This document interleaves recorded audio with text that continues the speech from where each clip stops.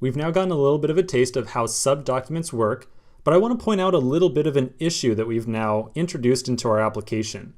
Maybe issue isn't the best word, but something that doesn't quite make sense. I'm going to open up my user model. So here it is.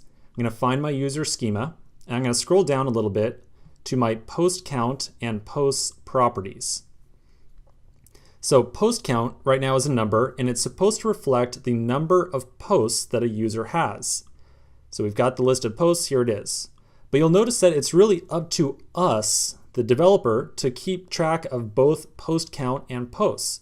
So even though in all of our subdocument test files, we've been adding in, list of posts, blah, blah, blah, at any point in time when I'm adding in another post in here, if I reference the post count property somewhere in here, chances are I'm going to get the incorrect result, right? Because I'm not manually incrementing the post count at any point in time.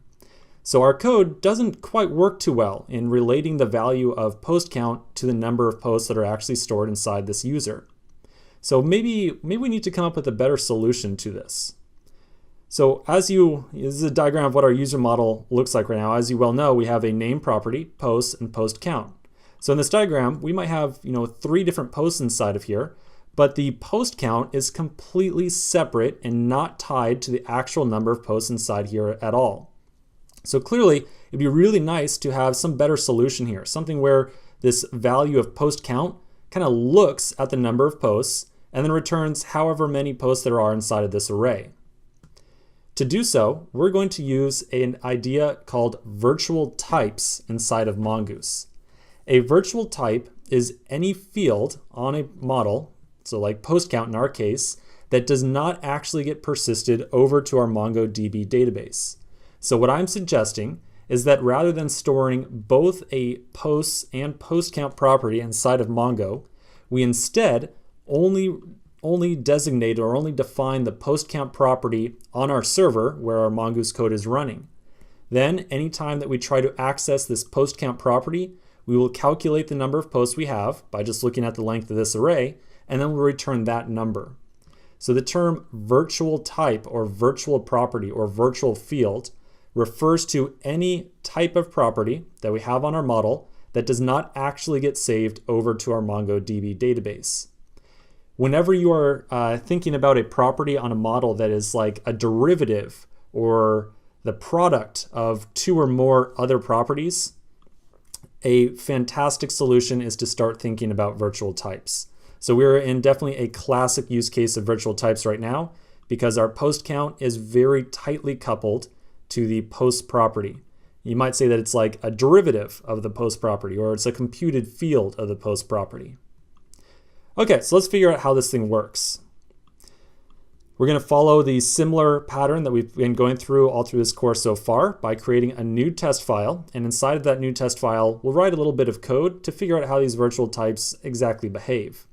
So in my test directory, I'll make a new file, and we'll call this virtual type test.js.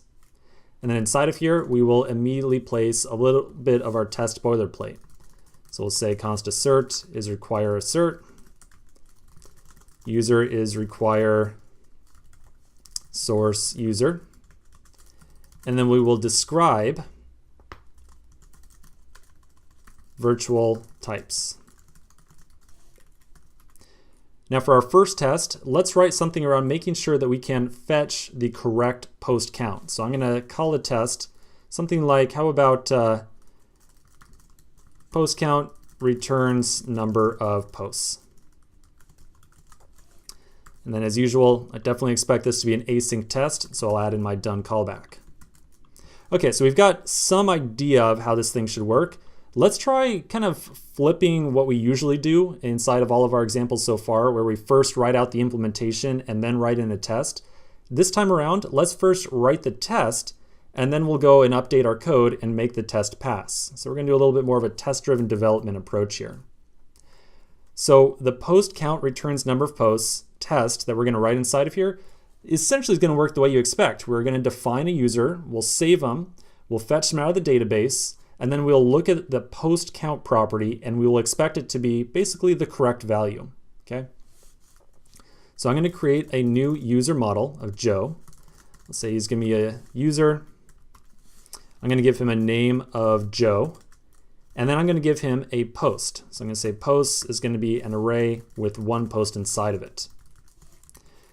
So at this point in time, with the code as is, I've not actually made any changes to my user model or my user schema so far. If I said joe.postCount, I would expect to get back like 0 or null or undefined. Basically, we haven't touched this property at all. We haven't touched the post count. So I'm going to expect this thing to be some like undefined value essentially. But we have defined a post in the post collection inside of here. So if our model was behaving the correct way, I would definitely expect post count to be 1, right? That is what we want it to be.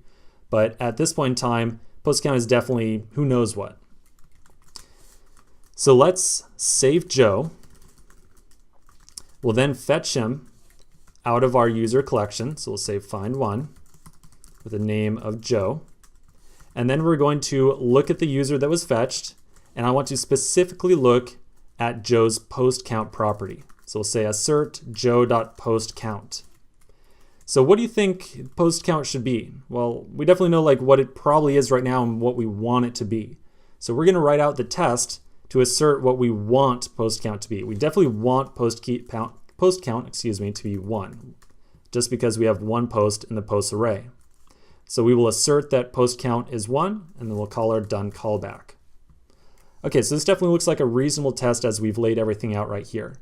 At this point, you might be wondering, hey Stephen, why are we like even saving this model? Like, what's the purpose of that? Well, there isn't quite a purpose here. We could just as well test how this post count thing works without actually saving it to the database. I am saving it to the database and then fetching it out just to give you a very realistic example of how you will probably work with these models in the wild. So it is much more common, or I shouldn't say much more common, but it is extremely likely that at some point in time, you are going to create a model of some type, save it to the database, there we go. And then maybe like 5 days later or something like that, you will pull the model out and then try to access some virtual property on it. So for the purpose of our test, we don't really have to save this and then fetch out of the database. I am just doing so to give you a very realistic example of how this thing actually works. Okay, so we have written a test of how we want post count to behave. If we check our terminal, yep, looks like we got a test that's passing. So clearly this thing is not working, or excuse me, not passing. So clearly this is not working as we expect right now. Let's continue in the next section and try to get our test to pass by defining a virtual type on our user schema.